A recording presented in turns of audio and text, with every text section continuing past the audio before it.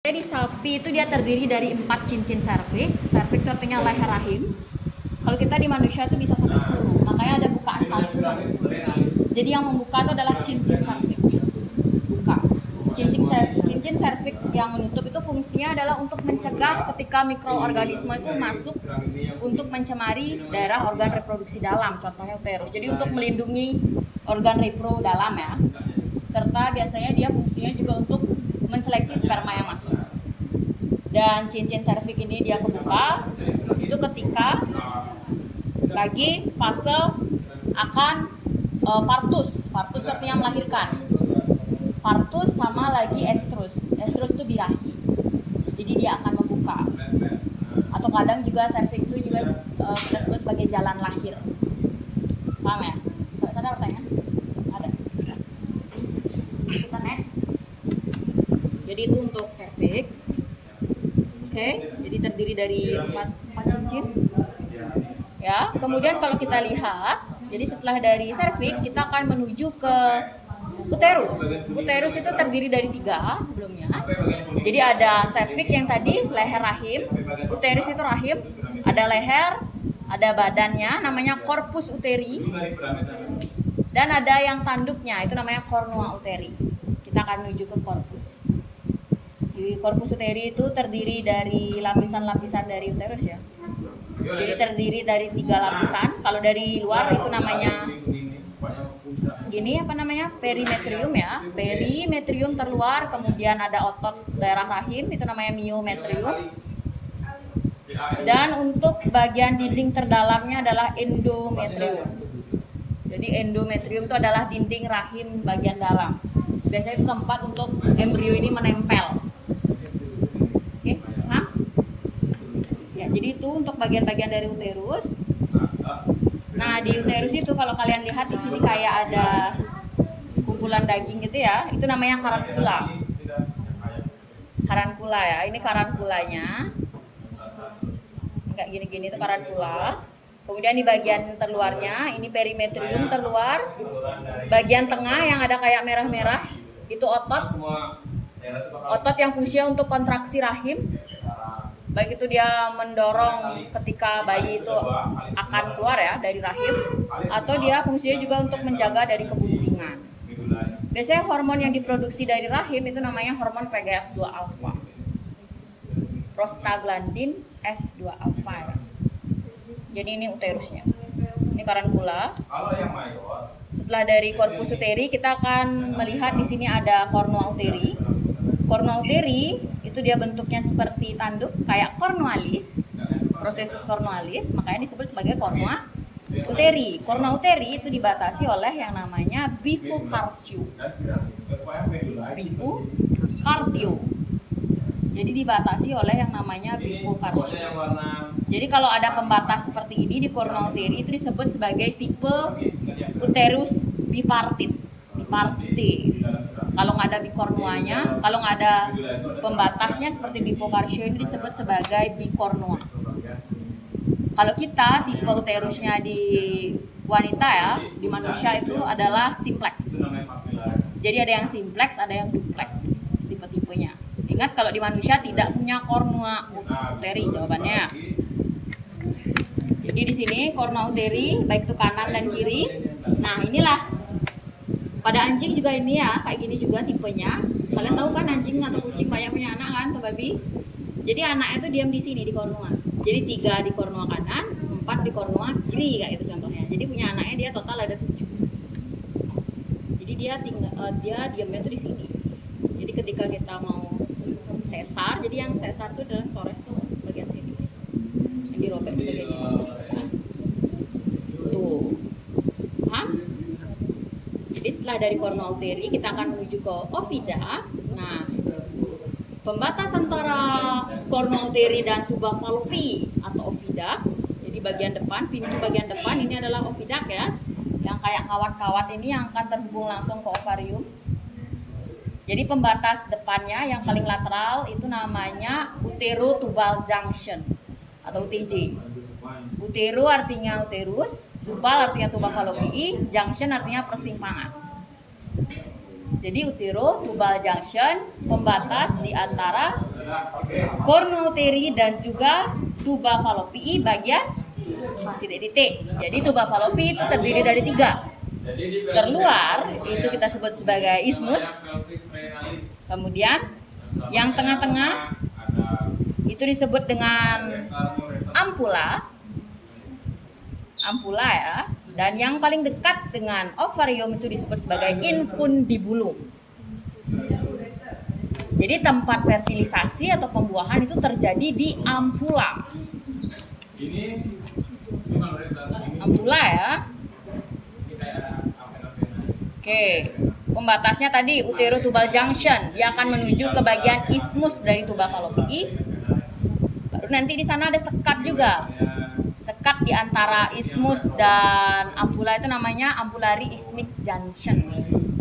Ampulari isthmic junction itu pembatas antara isthmus dan ampula. Ampula itu tempat pembuahan atau tempat pertemuan sel telur dan sel sperma. Itu yang disebut sebagai proses fertilisasi. Oke. Ampula, kemudian kita akan bertemu dengan batasnya. Ampula dan infundibulum itu disebut dengan osteoabdominale. Osteoabdominale ya.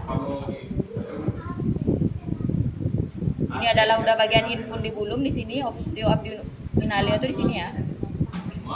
Ini infundibulum, kemudian nanti setelah dari infundibulum kalian akan menemukan yang namanya fimbre. Fimbre itu dia fungsinya sebagai penangkap ovum ketika ovum ini dikeluarkan oleh ovarium.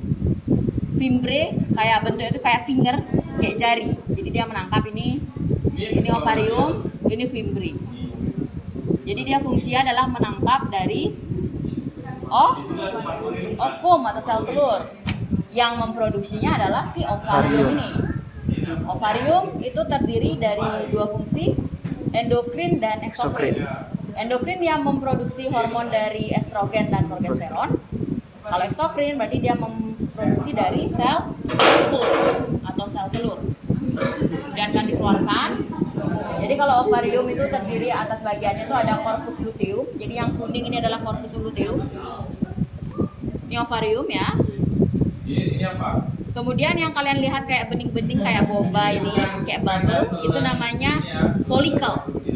Kalau follicle yang udah cukup matang, itu namanya follicle degraf.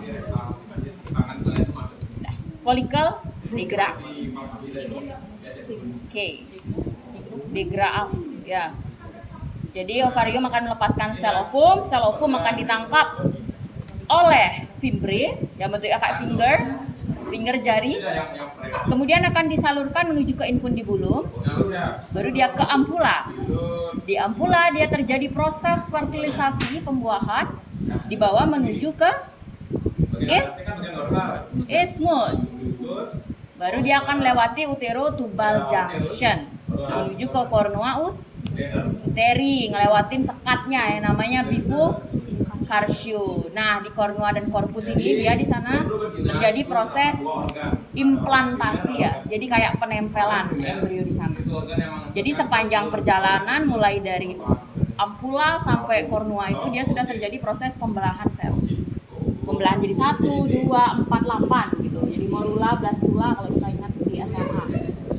Akhirnya dia akan membenamkan diri menempel di dinding rahim yang kita sebut sebagai endometrium. Oke. Di sana dia akan dijaga ya dengan hormon yang namanya progesteron. Jadi hormon progesteron itu adalah hormon yang menjaga kebuntingan. Progesteron. Kalau estrogen tuh untuk estrus birahi. Di sini di cornuauteri, corpus uteri. Baru di sini ada serviks, leher rahim, terdiri dari cincin-cincin yang bentuknya adalah kayak kumpulan daging ini. Jadi ada 4 cincin ya. Dia akan membuka ketika pada fase partus kelahiran ataupun fase estrus. Lalu nanti dia keluar di jalan lahir itu vagina. Oke. Kemudian di sini ada penggantung-penggantungnya. Jadi ini bukan lemak sembarang lemak ya. Jadi ini ada namanya. Kalau lemak yang Yang gini, yang menggantung ini uterus itu namanya mesometrium.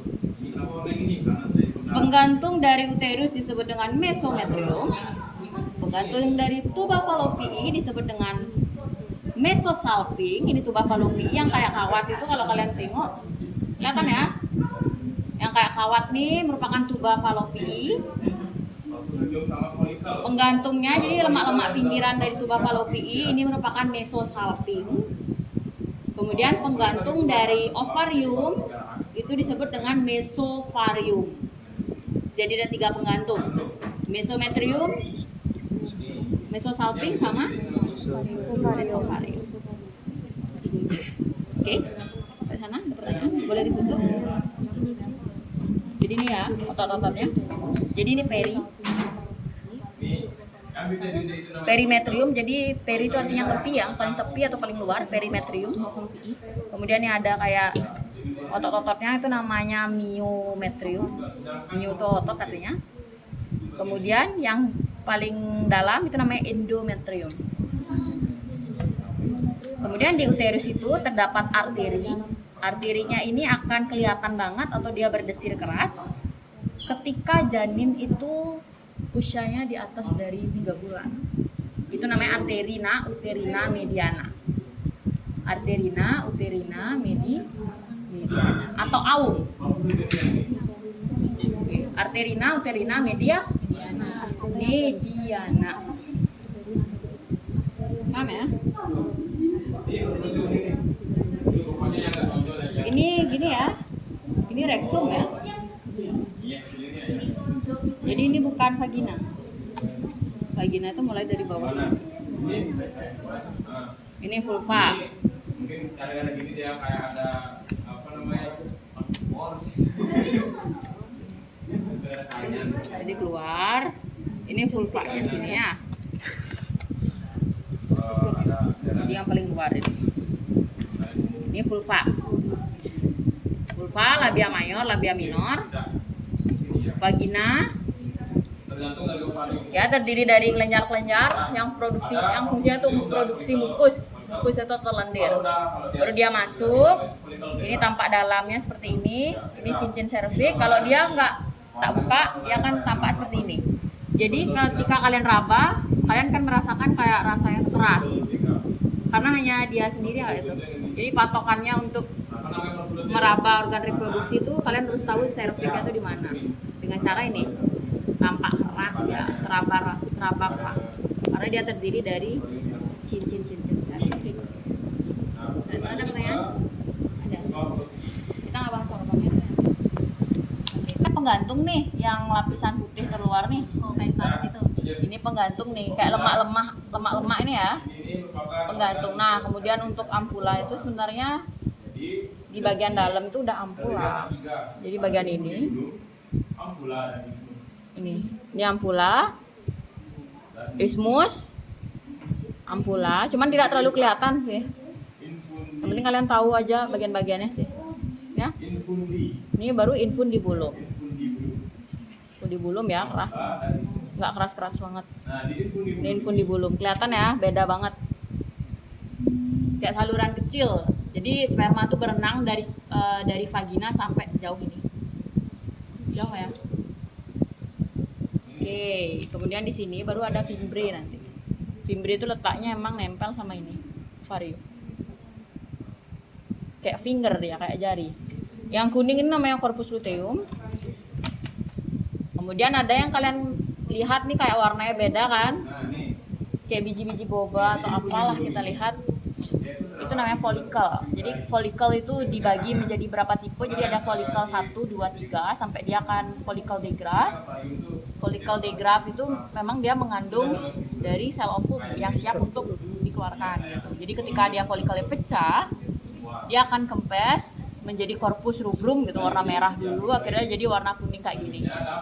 Akhirnya terus siklusnya seperti itu sampai nanti dia menopause. Oke? Sampai sana? Tidak ya?